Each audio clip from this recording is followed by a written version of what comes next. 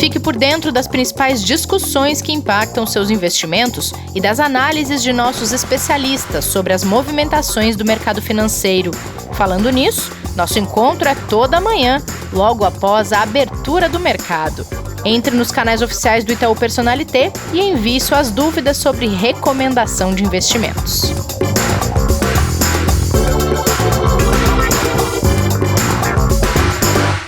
Olá, bem-vindas e bem-vindos a uma semana muito especial aqui no Investidor em Foco. Durante estes 5 dias, vamos dedicar este canal a falar sobre planejamento financeiro. Vamos juntos? Apostos Kleber, bom dia. Bom dia, Rê, tudo bem? Tudo bem. Primeiramente, uma boa semana a todos os nossos ouvintes. Aí a gente espera conseguir entregar uma semana muito especial aí, com um planejamento muito diferente, né? Preparado? Com pautas aí que a gente espera ajudar aí todo mundo, com certeza. Vamos lá. Então vamos lá. Gente, para abrir a semana desse assunto tão importante e ao mesmo tempo tão complexo para tanta família, tanta gente que acha que nunca vai conseguir organizar seu dinheiro, eu já vou chamar a nossa convidada, Ana Leone, que é superintendente de educação financeira da Ambima e vai nos ajudar neste pontapé inicial da sequência de episódios que começa hoje. Ana, bem-vinda, é um prazer ter você aqui participando com a gente dessa semana tão legal e diferente para o Investidor em Foco, tudo bem? Olá, gente, tudo bem? Bom, obrigada pelo convite em nome da Ambima. Esse é um assunto, assim, apesar de muito difícil, ele é muito legal quando as pessoas se dão conta, assim, da importância que ter uma vida financeira saudável tem na nossa vida, aí ele deixa de ser um tabu. É verdade, você tocou exatamente na palavrinha que eu queria começar esse papo com você. Às vezes o planejamento financeiro é um papo que assusta, e o assunto dinheiro, Ana, ainda é um tabu, como você mesmo trouxe? Viu? Por incrível que pareça, acho que a gente superou tantos tabus antes, né, que a gente tinha na nossa sociedade. Então, falar de sexo com os filhos, a gente falar sobre outros temas que socialmente eram super complicados. O dinheiro sempre foi e, infelizmente, ainda continua. Mas também, além dessa temática ter uma série de influências, né? A gente tem influências negativas de todo lado. Ele tem objetivamente, assim, um impacto muito negativo na gente. A gente sente mal-estar quando a gente enfrenta uma conta que chega, né? Quem nunca deixou a fatura do cartão de crédito ali na caixinha do correio sem abrir por dias? Porque a gente tem uma sensação ruim quando a gente enfrenta esse tema. Então, esse desconforto todo que ele gera fisicamente e socialmente com essas influências religiosas, sociais, culturais, acaba fazendo a gente se distanciar da temática. E o que é muito ruim, porque, no fundo, dinheiro não é só um pedaço de papel, não é uma coisa abstrata, significa o fruto do nosso trabalho. Então, a gente precisa aprender a valorizar ele e cuidar dele melhor, porque outra coisa super importante que a gente não se dá conta, ele é escasso, né? Em alguma medida.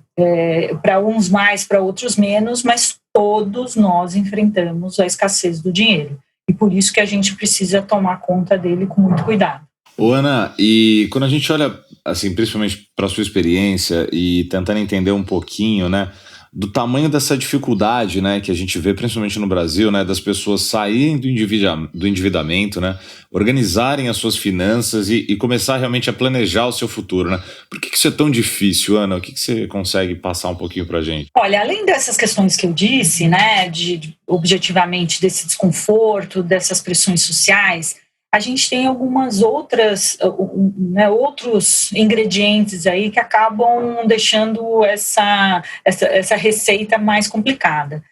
Primeiro, que a gente tem muita dificuldade de adiar o prazer. Então, quando a gente fala entre prazer e benefício, a gente sempre tende a se render mais ao prazer.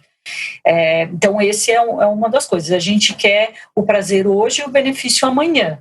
Só que a gente, para ter o benefício amanhã, a gente precisa abrir mão do prazer hoje, muitas vezes. É isso que a gente fala entre gasto e investimento. O gasto é um super prazer. Quando você compra uma coisa legal que você queria, é a materialização, né, da conquista do teu trabalho. Então você tem aquele prazer, aquela sensação boa, né? Agora, o benefício, o investimento, ele é um benefício que você só vai colher algo dele no futuro. Só que você só vai poder fazer isso no futuro se você fizer algo hoje. E aí entra uma outra coisinha a mais nessa nossa equação aqui, que é a dificuldade que nós temos de nos projetar no futuro. A gente tem muito desconhecimento do nosso eu futuro. Parece uma maluquice aqui que eu estou falando, mas a gente não consegue se imaginar, né? Velhinho, lá na frente, daqui 30, 40 anos. E é engraçado que sempre que a idade vai chegando, essa dificuldade de se projetar futuramente ainda continua. Então, quando você tem 10, você tem dificuldade de se ver aos 20, os 20 aos 30, aos 30 e assim por diante. Então, essa dificuldade que nós temos de projetar no futuro dificulta a gente fazer algo hoje por nós mesmos lá na frente. Então, pensa só, eu tenho um brigadeiro hoje para comer, tô morrendo de fome, tive aquela semana assim super cansativa, tô estressada, e aí aquele brigadeiro vem para dar aquele prazer imediato, mesmo sabendo que uma fruta seria uma melhor opção numa situação como essa. Mas a fruta a gente come amanhã, o brigadeiro eu como hoje. Então, essa dificuldade que a gente tem de fazer algo por nós lá na frente, abrindo mão de um prazer presente, também faz com que a gente tenha dificuldade de organizar as nossas finanças. Então, quando a gente está falando do endividamento, de organizar, a gente está falando primeiro de encarar uma coisa que a gente fez, né? Que o endividamento, quem causou fomos nós mesmos. A gente primeiro tem que vencer o tabu, vencer essas angústias, né, físicas que o dinheiro traz, para encarar uma coisa que nós fizemos. Aí a gente entra na organização.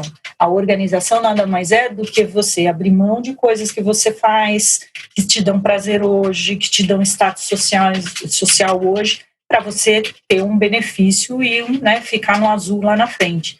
Então, no fundo, aqui o recado é: a nossa relação com o dinheiro é absolutamente emocional, por mais que a gente tente trazer alguma racionalidade. Sabendo disso, a gente tem um pouco mais de disposição e vai ser mais perceptível esses sentimentos todos que a gente tem. Então, talvez, trazendo isso para a consciência, né, para o estado consciente, acho que a gente consegue lidar um pouquinho melhor com o tema. E, Ana, que tipo de valor as pessoas dão ao dinheiro no fim das contas? Ele acaba sendo só o instrumento da realização do prazer momentâneo, como você exemplificou? Então, a gente fez um trabalho uns anos atrás na Ambima com os jovens, né? Que até esse trabalho ele objetivou aí um programa de educação financeira para os jovens universitários.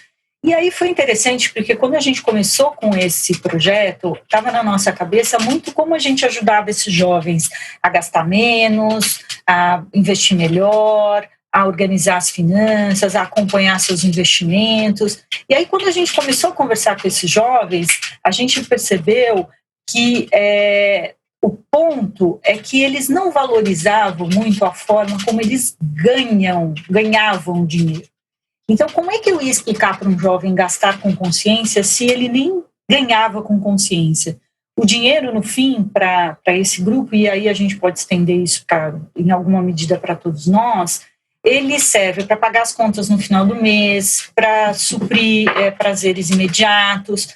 Então, quando a gente valoriza ele desta forma, a gente tem muita dificuldade de gastar com consciência, porque ele serve para pequenas coisas. Então, mais do que só pagar as contas no final do mês, a gente trabalha para pagar as contas, ou proporcionar alguns luxos, ou alguns prazeres, né? Um celular novo, um carro novo, né? A roupa da moda. O dinheiro ele tem que ser visto como um meio de tranquilidade financeira. Esse é o objetivo central dele. Ele proporciona prazeres, ele proporciona status, mas ele proporciona tranquilidade financeira. Então, quando a gente não valoriza e não dá esse aspecto para a nossa vida financeira, para o nosso dinheiro, a gente acaba destinando ele para coisas mais de curto prazo. Então, é importante a gente valorizar a forma como a gente ganha dinheiro. Então, muitas pessoas trabalham 40, 50 horas por semana e não dedicam meia hora da semana para cuidar do dinheiro, né? Para organizar as contas, para ver onde está indo o dinheiro nos desperdícios, os gastos escondidos que são imperceptíveis. Então, o legal é a gente valorizar. Poxa, eu estou comprando esse negócio aqui, quantas horas eu tenho que trabalhar para comprar esse negócio? Quantas horas me custa isso? Eu realmente vou usar?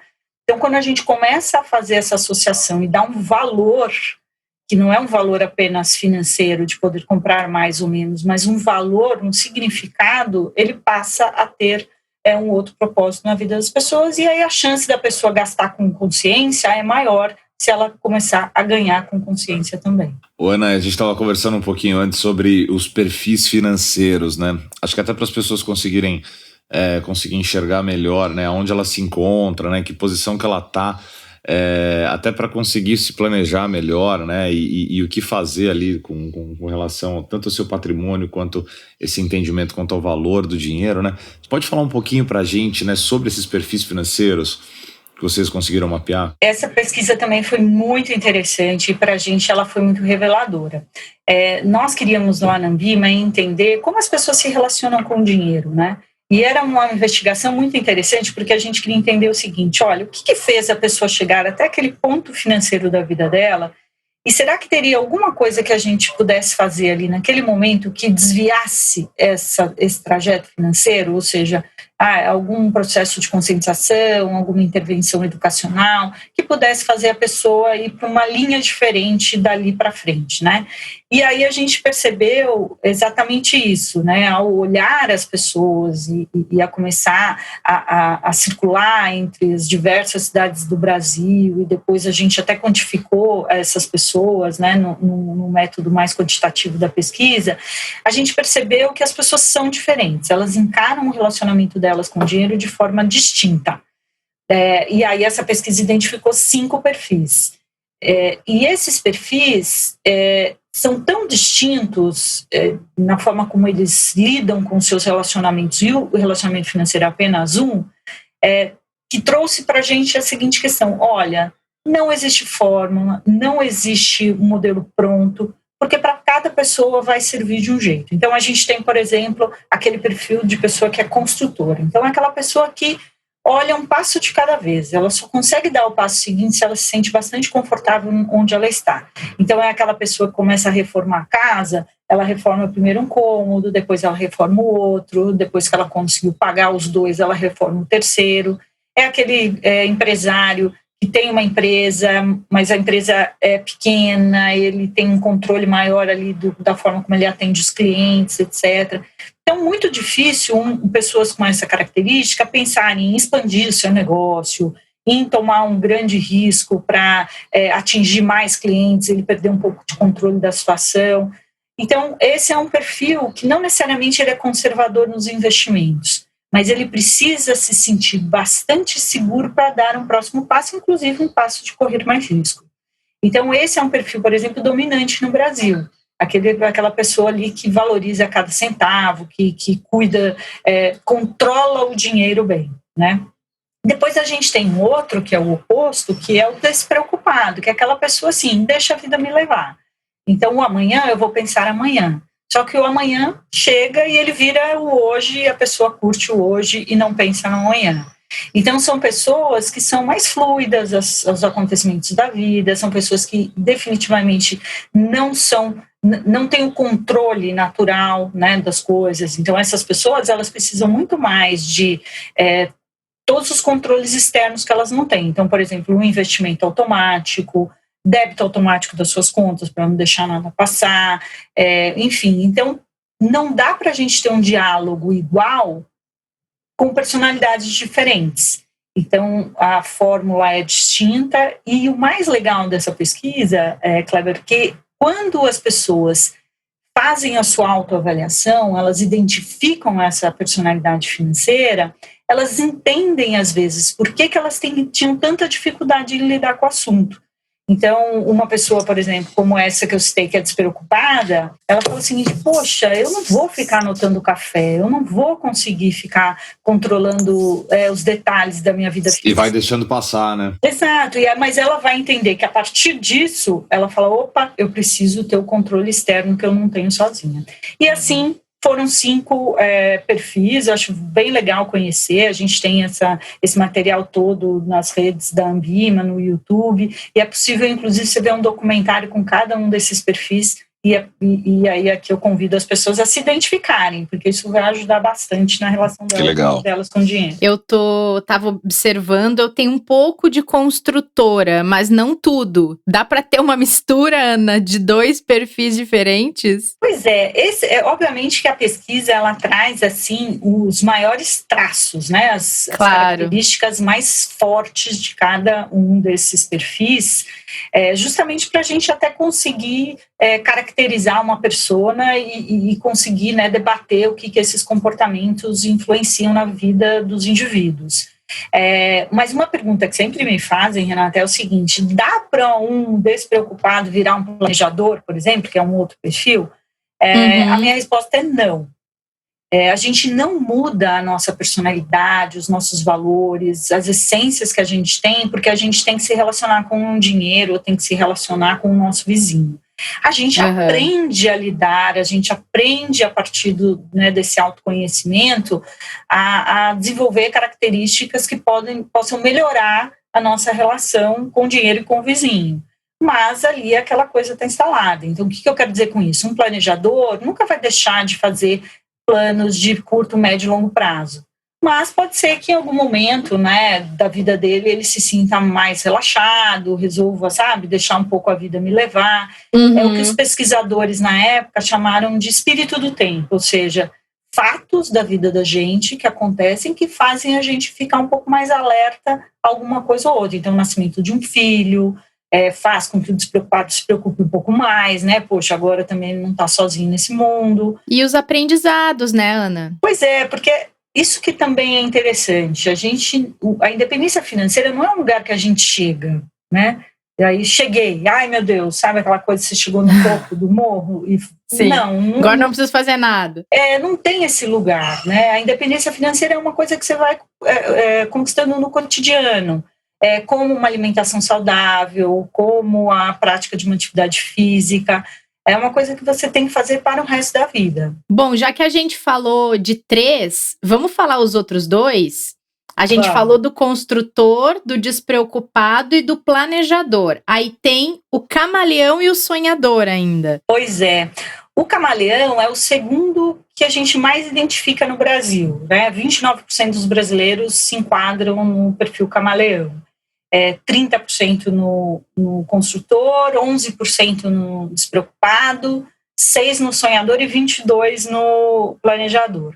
O camaleão é aquela pessoa que se adapta facilmente às situações que acontecem na vida. Então, é uma pessoa que tem bastante jogo de cintura, então se a renda cai, a pessoa rapidamente se adapta a um novo padrão de gastos. Se tem uma renda boa, aumenta a renda, ele também adapta facilmente a sua dinâmica financeira. Por outro lado, são pessoas que querem se organizar financeiramente, mas muitas vezes não vê como, né? Então, são aquelas pessoas que usam muito crédito, então, né, compra no crédito para pagar no mês seguinte, faz as compras no mês e paga depois no mês seguinte. Então, como são pessoas mais desprovidas assim, de ambição, de quererem status social, etc., são aquelas pessoas que vivem na simplicidade, tentando levar a vida aí, de uma maneira equilibrada. Então, sabe, ficar equilibrando os pratinhos. Diferente do despreocupado. O despreocupado realmente ele não está muito preocupado com a vida financeira. Já o camaleão está e tenta se organizar na medida que pode. E o sonhador é aquela pessoa que tem o pensamento voltado para o futuro. Então, é aquela pessoa que pensa grande. Não adianta falar assim, economiza o primeiro R$1. Não, ele quer começar com o primeiro milhão. Então é aquela pessoa que é mais ousada, ela arrisca mais, é uma pessoa que a grandiosidade é o que está na cabeça dela. Então o negócio que ela criou é o mais criativo, é o mais que tem um super potencial. Se não deu certo é porque os outros não acreditaram no potencial deles. Então são pessoas que têm uma capacidade muito grande de sonhar, mas uma baixa possibilidade de realizar esses sonhos. Então, eles ficam mais felizes em estar envolvidos num sonho do que na própria realização dele. E então, isso também, sabendo disso, uma pessoa como essa, né, ter assim esse pensamento bem aberto, ousado, empreendedor, precisa ter alguém ali que ajude a concretizar esse empreendimento. Então, também, uma coisa que a gente viu na pesquisa é que sempre um perfil complementa o outro. Isso ajuda bastante. Que legal, era essa observação realmente que eu ia te fazer. Bom, a gente falou de dinheiro como tabu, de vieses comportamentais, interferências, perfis financeiros. Agora, na sua avaliação, Ana, o que significa ter um relacionamento saudável com o próprio dinheiro? Pois é, para cada um tem um valor diferente, né? Mas acho que a relação saudável está em a gente fazer o dinheiro não nos dominar em nenhum aspecto, né? Então, é a gente ter sob o controle as nossas decisões. Então, ou seja, você ter uma independência financeira, no fundo, é menos você poder comprar, mas é mais você poder escolher. Então, não há nada mais libertador e mais saudável do que você poder escolher, inclusive não comprar. Então, quando a gente está falando em relação saudável, a gente está falando numa construção cotidiana. As pessoas têm, aí vem toda a nossa conversa até agora, né? A gente vai acumulando, como eu falei, ingredientes. É um tabu, é uma pressão social, traz desconforto. E aí as pessoas acabam achando que um dia que elas vão encarar aquela situação, falam, não, agora eu vou sair da dívida, então esse mês eu vou me dedicar para isso, para pôr minhas contas em ordem, etc., fazer meu investimento, ufa, tirei da frente. Isso não é ter uma relação saudável com o dinheiro, isso é você enfrentar um obstáculo ali, muitas vezes caracterizado por pressões, né, porque as contas chegam na porta, mas você está tirando da frente um problema. Então, quando a gente vê como um problema, ele sempre será um problema. O que a gente precisa entender não vai ter uma única intervenção com o seu dinheiro que vai resolver o seu problema, e o relacionamento saudável está em você constantemente cuidar daquilo. Então, cuidar das suas decisões cotidianas, olhar com atenção o seu orçamento. Eu sempre falo que o orçamento doméstico é que nem unha. Sempre precisa cortar, porque sempre cresce. Então, você fazer isso e tirar essa conotação toda negativa do tema ajuda essa relação um pouco mais saudável. Então, trazer os filhos para conversar sobre o assunto, fazer disso um projeto comum, seja com os pais, seja com o companheiro, companheira, com os filhos. Então, querem fazer uma viagem, sentem todo mundo, programem, organizem a viagem juntos, entendam que tipo de esforço financeiro todos terão que fazer para aquilo. Se tem que fazer um corte de despesas na casa, envolva os filhos, envolva o companheiro ou a companheira, não faça disso uma missão solitária. Quando a gente compartilha os nossos objetivos, os nossos projetos de vida, fica muito mais fácil, a gente tira aquela carga negativa de que aquilo é só nosso e a gente faz disso um projeto familiar e um projeto social melhor. Então, eu acredito que é isso que seja ter uma relação saudável. A gente menos querer comprar, mas mais poder escolher. Incrível, Ana. Você já deu implicitamente aqui várias dicas, né, para todo mundo que está ouvindo, né, de como começar a construir essa relação saudável, né?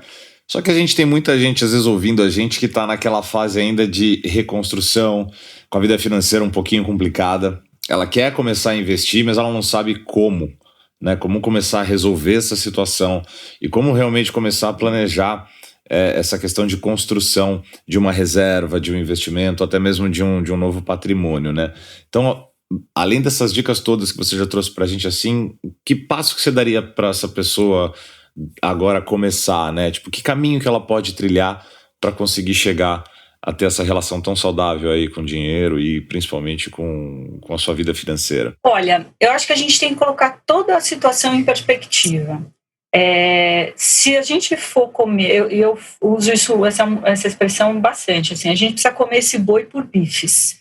E se a gente for comer o boi inteiro, a gente vai morrer, né, intoxicado, engasgado, enfim. A gente tem que no começo seja aquela carne não muito macia, né?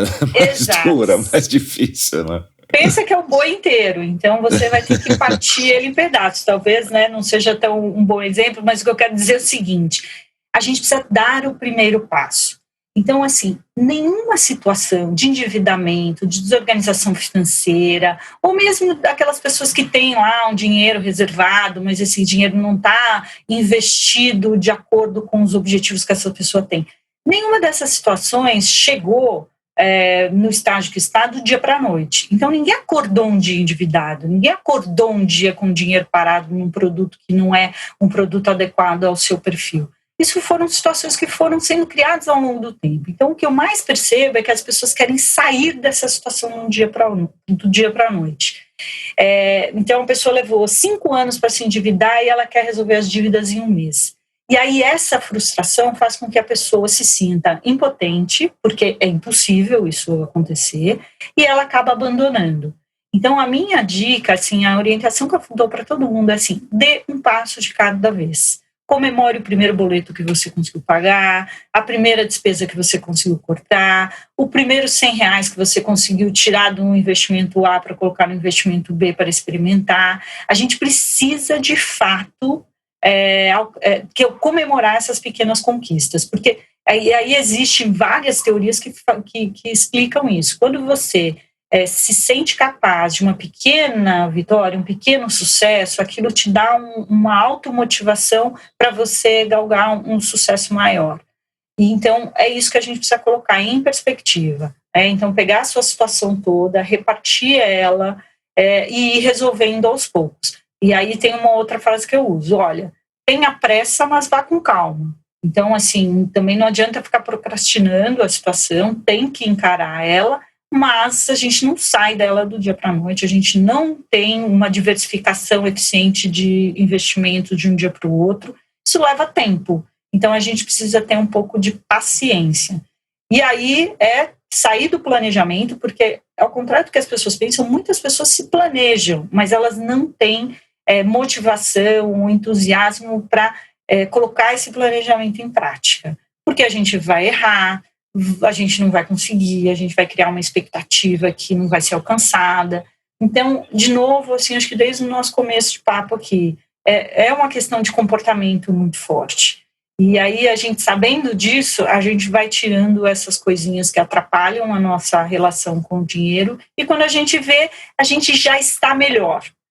De novo, a gente não vai chegar num lugar, não, mas o trajeto, ele é tão importante quanto o resultado final, e é isso que a gente tem que focar. E, Ana, muito importante você tocar nesse ponto do trajeto, para reforçar uma coisa que você já salientou aqui, mas é bacana ligar essas duas coisas, que para o trajeto acontecer, se a pessoa é sozinha, ela vai fazer aquilo sozinha, mas se ela é uma família de 2, de 3, de 4, de 5, não interessa de quantas pessoas, é importante todo mundo ter o mesmo objetivo para esse trajeto poder acontecer, né, Ana? Porque não adianta a pessoa que está organizando as finanças da família desenhar esse plano e estar disposta a colocá-lo em prática se outras pessoas remam em direções diferentes. Aí não tem família que consiga resolver um problema financeiro, né? E esse, assim, acaba sendo o causador de muitos problemas de autossabotagem ou de uma interpretação de sabotagem. Então, pensa só, a falta de explicitação desses objetivos, ela dificulta a conquista deles. Então, se você não sabe para onde você quer ir, qualquer lugar vai servir. E ainda se você não compartilhar para onde você quer ir com quem você convive, fica pior ainda, porque todo mundo vai achar que está cada um indo para um lado. Então, se um quer trocar de carro e o outro quer fazer uma viagem, isso não fica explícito para ambos, qualquer coisa que vá acontecer, ou seja, um dinheiro gasto fora de contexto, vai soar como uma sabotagem para o plano alheio que nem mesmo foi explicitado. Então, por isso que uma jornada financeira, ela é uma jornada mesmo, e você precisa estar ali com quem você divide, né, a sua vida. Se isso não acontecer, acaba sendo um problema. E aí gera várias outras coisas, a infidelidade financeira, ou seja, você faz as coisas, esconde do outro, esconde de você mesmo muitas vezes, né? Então, quem aqui nunca deixou uma sacolinha guardada no carro lá por dias e não contou para ninguém, aparece com uma coisa nova, não, isso aqui é velho, né? Isso é infidelidade financeira. Por quê? Porque não se tem a liberdade de se discutir com o outro aquela compra, né? E, na verdade, às vezes não se tem mesmo, porque a pessoa sabe que vai ser interpretada, vai ser julgada porque fez uma coisa que se sentiu ali culpada. Então, essa falta de explicitação em diálogo financeiro é o ponto de partida. Então, mesmo aquela DR mesmo, sabe? A gente tem DR para tanta coisa e a gente não tem uma DD, né? Uma discussão financeira sobre dinheiro. Então, o legal é sentar mesmo e pôr para fora, olha, eu quero trocar o carro, a gente vai viajar o ano que vem. Olha, não, eu não vou trocar o carro por 5 anos porque eu quero fazer uma viagem de 6 meses para um lugar. Então, se isso não vier à tona, talvez... Quando se coloca na mesa, pode-se chegar à conclusão de que não é nem trocar o carro nem viajar, é uma terceira coisa conjunta que se queira fazer. Ou se põe um pouco, né, troca por um carro de menor valor e vai para uma viagem mais curta. Ou prioriza, né? Exato, e aí é como você disse, ao menos se rema para o mesmo lugar, né? Mas essa coisa da gente achar que é uma solução solitária é muito ruim, porque se torna solitária e é muito mais difícil de se realizar. Claro.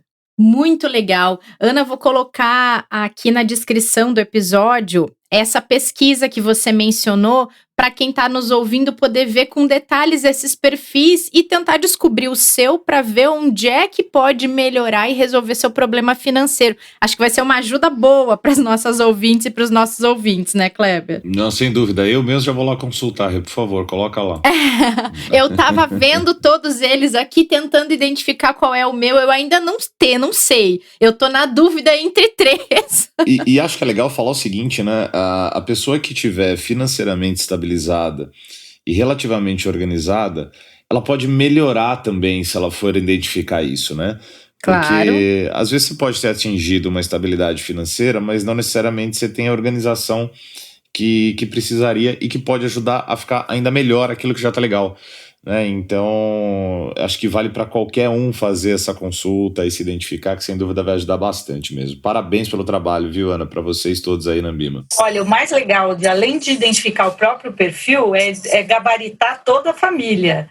Porque daí você também vai aprender a lidar com o outro. Isso é um E outra coisa super importante que a gente já viu muito acontecer, e pelo menos eu, assim, ao longo dos anos atendendo famílias, você tem uma família super bem estabilizada, né?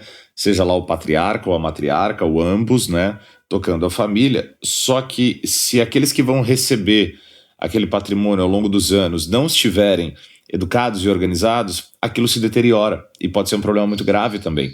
Então tem essa parte de educação que é importantíssima. Dinheiro não é infinito, né, Kleber? Foi o que a Ana falou bem no começo. Exatamente. Né? Ele é finito, ele tem limites, né? Independente daquilo que a gente tenha. E esse é o ponto, né, que a gente também falou aqui, da valorização do dinheiro, porque se a gente não tiver, né, se essas famílias também não conseguirem colocar para os herdeiros ou para a geração seguinte o valor que aquilo tem para a família, acaba se perdendo mesmo. E aí não é ficar também né, ancorado aí em coisas que não são bem-sucedidas, não é nada disso, mas é realmente valorizar a forma como aquele recurso foi construído. Quando a gente faz isso, a gente, olha, não tem contabilidade melhor que faça uma pessoa desistir de uma compra do que ela colocar quantas horas ela precisa, né, trabalhar para comprar determinado objeto. Quando você faz essa conversão, sabe, é o conversor de esforço, muita coisa se desiste, porque a gente acaba fazendo aquelas contabilidades na cabeça da gente que fazem sentido, mas que no fim são só contabilidades que não fazem sentido.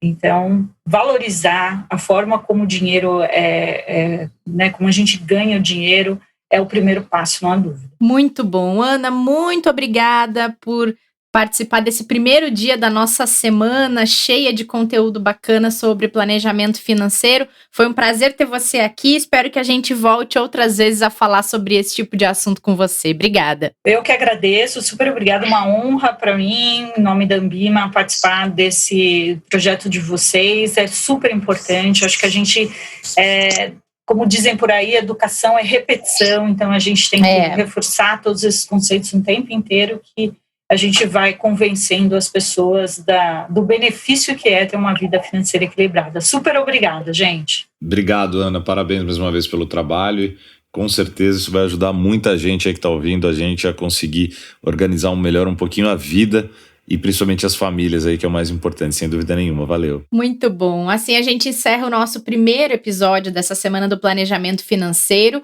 Na sequência, às 5 da tarde, a live no Instagram e no YouTube do Personalité vai trazer um passo a passo para o planejamento financeiro. E amanhã a gente fala aqui sobre como começar a investir. Tá com vontade? Não teve coragem ainda? Acha que não tem dinheiro para começar? Então, confere o próximo episódio, que a gente vai falar sobre isso. Fiquem conosco nessa semana e protejam-se. Não esqueçam. Até amanhã. Fique por dentro das principais discussões que impactam seus investimentos e das análises de nossos especialistas sobre as movimentações do mercado financeiro. Falando nisso, nosso encontro é toda manhã, logo após a abertura do mercado. Entre nos canais oficiais do Itaú Personalité e envie suas dúvidas sobre recomendação de investimentos.